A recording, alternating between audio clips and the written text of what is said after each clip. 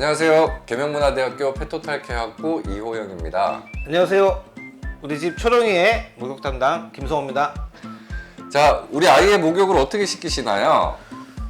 저는 뭐 주로 욕조가 없는 욕실에서 샤워기를 이용해서 목욕을 시키고요.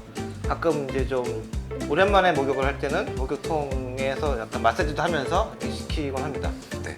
목욕통을 사용하시는 걸 권해드리는데요. 네. 아이들이 이렇게 너무 큰 데 있으면 돌아다니다가 아까 말씀하신 대로처럼 막 이렇게 잡으러 다니다가 시간이 걸리고 또 아이들이 싫어해서 그렇게 하다가 또 스트레스를 받을 수가 있어요. 그래서 목욕은 빨리 끝내는 거에 아이들한테도 스트레스가 적을 수가 있어요. 자, 그러면 물의 온도는 몇 도 정도로 맞춰놓고 사용하고 계세요? 이게 강아지가 사람보다 체온이 좀 높은 걸로 알고 있기 때문에 38도, 9도 이 정도 맞추고 있습니다. 잘 알고 계시는데요. 맞나요? 물은 40도가 넘지 않는 범위 내에서 샤워기를 틀었을 때 이제 시연을 할게요. 물의 온도를 손에 대보시면 이건 차갑네요. 이제 따뜻해진다. 이게 점점 따뜻해지다가 뜨거. 그러면 이제 조금씩 줄여 나가는 거예요. 그럼 물은 얼만큼 받는 게 좋을까요? 섰을 때 허리 가슴 정도, 반 정도 찰 정도로 합니다. 맞나요? 네, 맞습니다. 아직까지 선방하고 있습니다. 그리고 처음부터 아이를 담그면 물이 너무 더러워질 수가 있잖아요. 맞아요. 그러니까 뭐 너무 더러워진 아이들이 뭐 산책을 갔다 와서 바로 목욕을 해야 될 일이 있으면 발 정도만 간단하게 샴핑을 하신 다음에 초벌로 하신 다음에 욕조에서 이제 목욕을 하는 걸 좀 권해드려요. 욕조물이 더러워지는 걸 예방할 수 있겠네요. 그리고 이제 우리 아이들이 물을 받을 때 목욕을 너무 싫어하는 아이들은 이 물소리가 나면 싫어할 수가 있어요. 싫어해요, 우리도. 그러니까 물소리를 숨기는 것도 하나의 하나의 방법입니다. 방법입니다. 처음부터 갑자기 푹 담그면 안 되니까 아이가 발부터 우리 수영장에 들어갈 때도 그렇잖아요. 수영하듯이. 네, 그래서 이렇게 고개를 들어보고 높이는 적당한 것 같아요. 이렇게 발이 다 잠길 수 있을 정도로 이렇게 하신 다음에 샤워기를 이때 쓰시는 분들도 굉장히 많아요.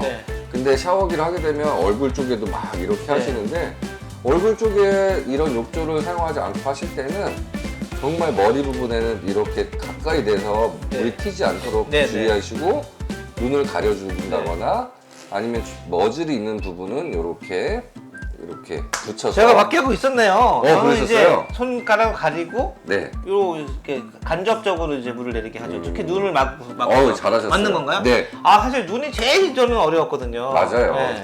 그러면 우리 아이의 귀가 물이 들어가는 거는 어떻게 안 들어가게 하는 게 좋을까요? 들어가도 당연히 안 되겠죠.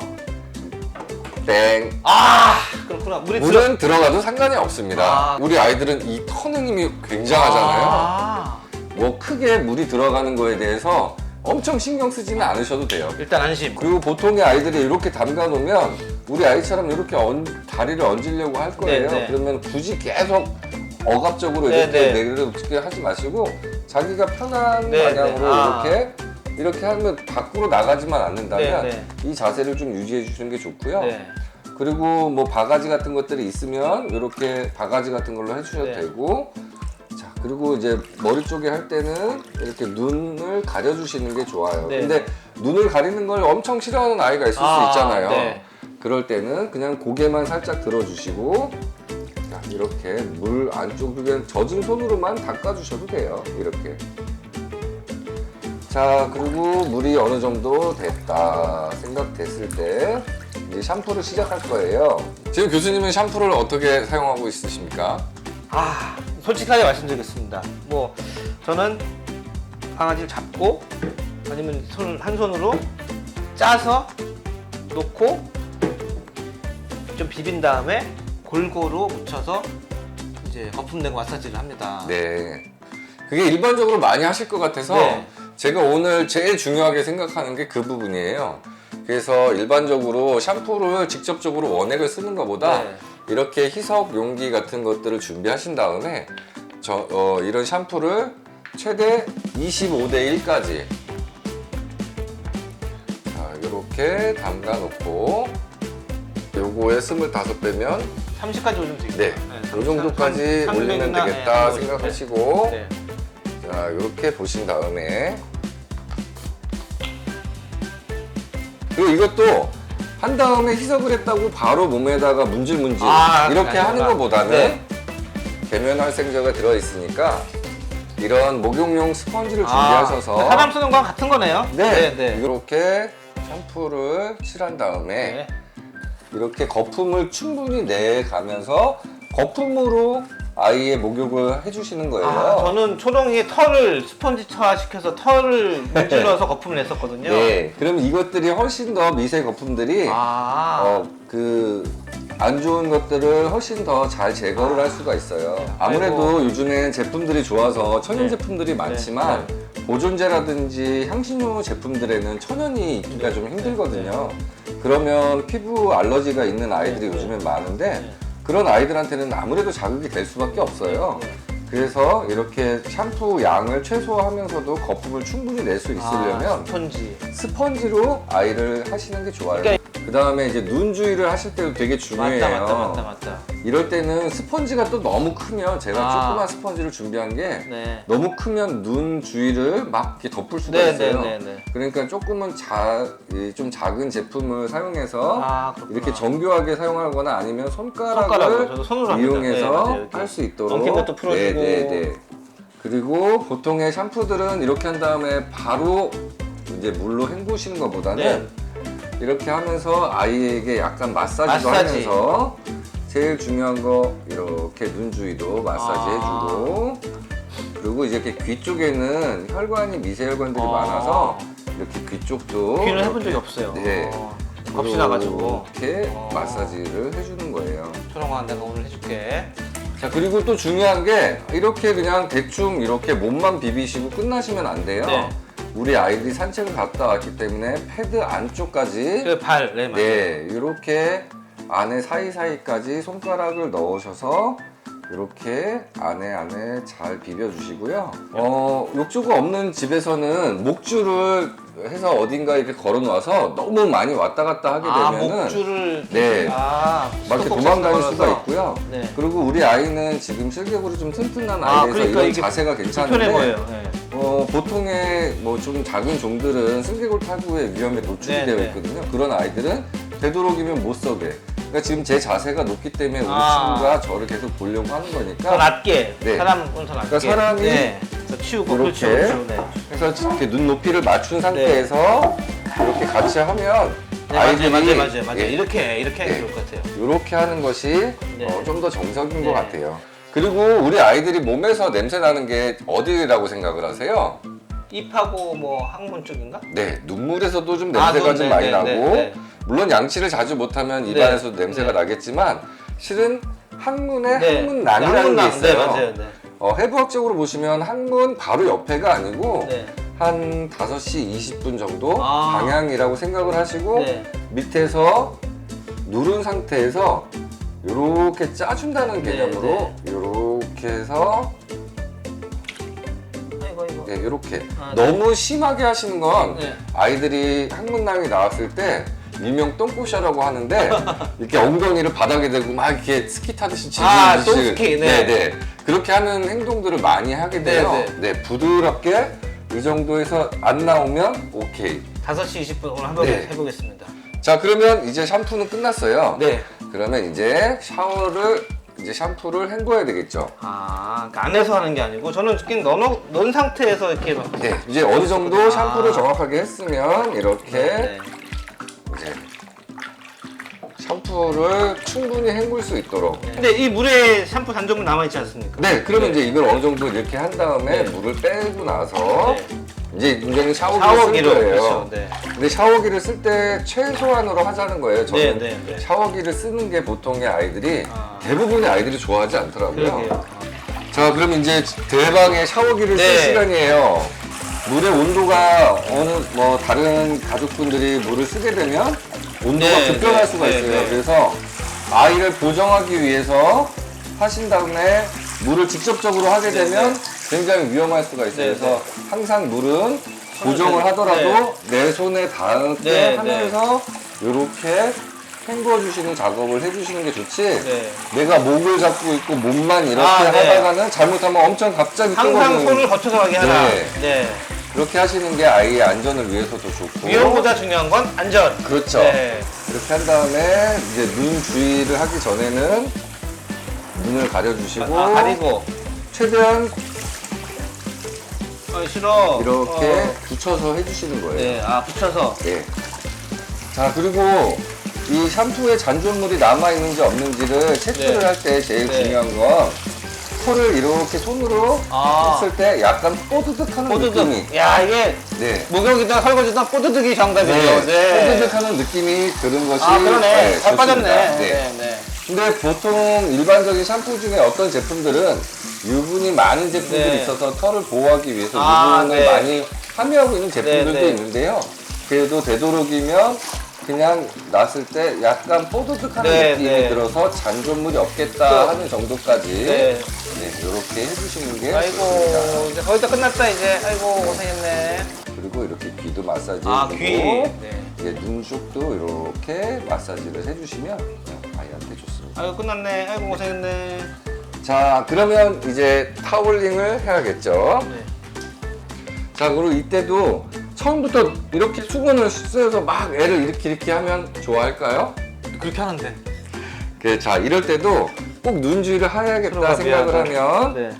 자, 이렇게 한 다음에 눈을 주위를 닦고 싶으면 이렇게 한 다음에 너무 갑작스럽게 확 네. 덮지 말고 이렇게 가린 상태에서도 마사지를 하면서 해주면 아이가 그렇게 거부를 하진 않아요. 이렇게. 근데 이런 수건이 있으면 좋겠네요. 네. 그래서 보통은 제가 가정에서 하시는 네, 분들 네. 보면 이렇게 탁 덮어서 그냥 이렇게 하시는 것 같아요. 반성합니다. 그래서 네. 아이한테 되도록이면 뒤쪽에서 와서 앞쪽에서부터 이렇게 감싸서 이렇게 타올을 해주시는 게 좋고요.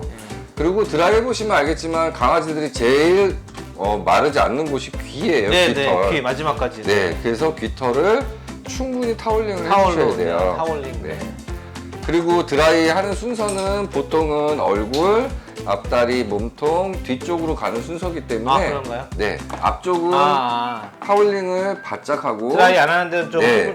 수분이 뒤쪽은 있게끔, 네. 그냥 이렇게 툭툭툭툭 하는 정도 선에서 마무리하는 걸로 끝내겠습니다. 아이고. 자, 그러면 이제 드라이를 한번 해볼까요? 네. 자, 드라이를 하는데 집에서 드라이를 하면 미용실에 갔다 온 것처럼 털이 예쁘게 펴지지 않고 꼬불꼬불하게 되는 경우가 많잖아요. 저희는 거의 뭐 100% 그렇던데요. 네.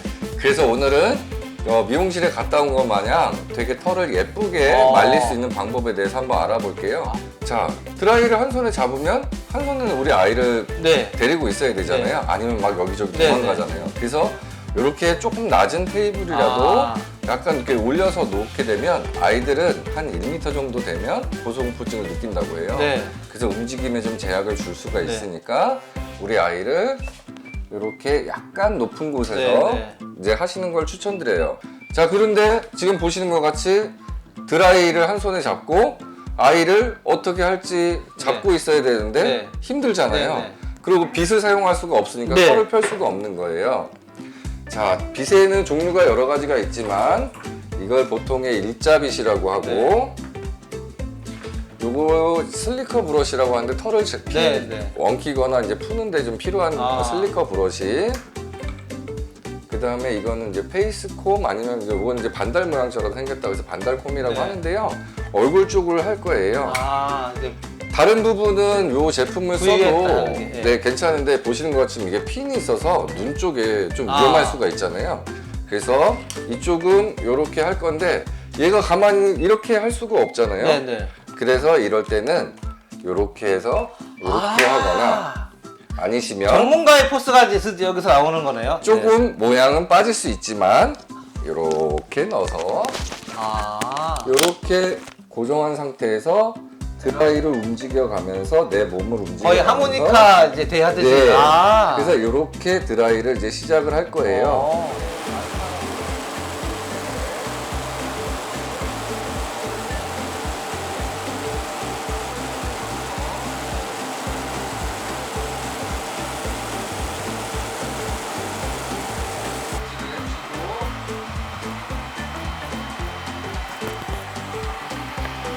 겉에는 맞을 수 있지만 손을 보게 되면 마르지 않을 수가 있어요. 좀 걸리면 땡기지 마시고 이렇게 딱 놓으세요.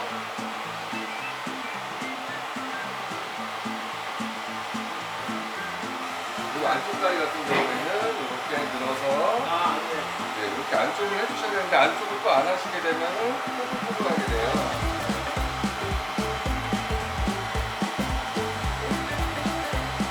그리고 처음에는 되도록이면 옆으로 말려주세요. 털의 옆은 또 머리 방향으로 머리 방향으로 말리시면 되겠습니다.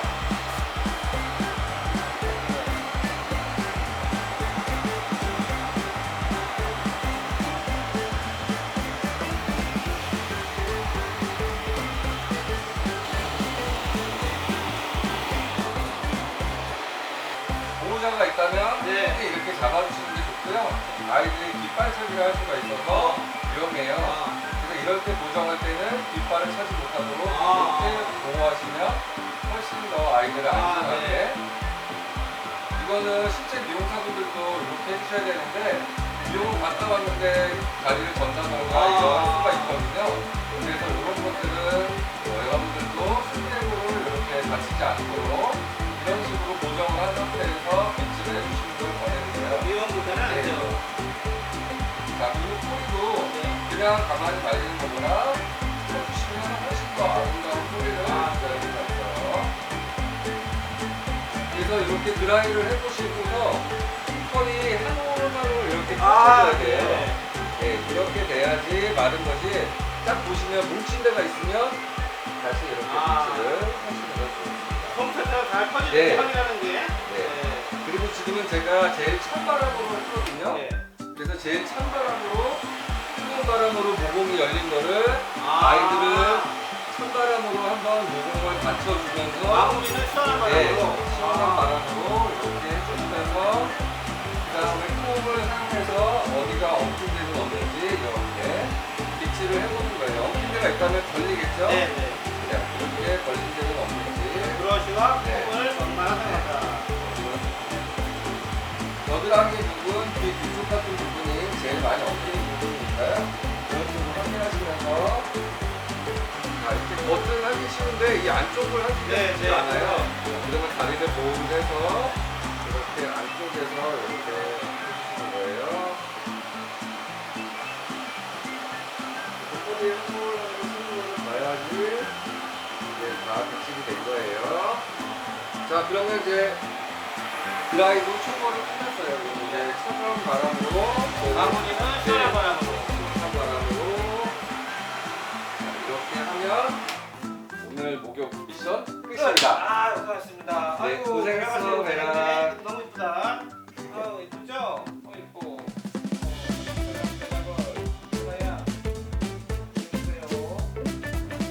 그러면 이것만 해도 여러분은 이제 목욕 전문가가 될 수 있습니다. 네, 제가 네. 초롱이를 16년을 그동안 목욕을 시켰는데 미안한 마음이 또 많이 듭니다. 한편으로는 제가 초롱아 미안하다. 오늘부터 초롱이한테 잘 목욕시키실 수 있겠죠? 네, 하겠습니다. 네, 알겠습니다. 감사합니다, 교수님. 네, 네, 고생하셨습니다. 대라 수고했어. 이쁘다.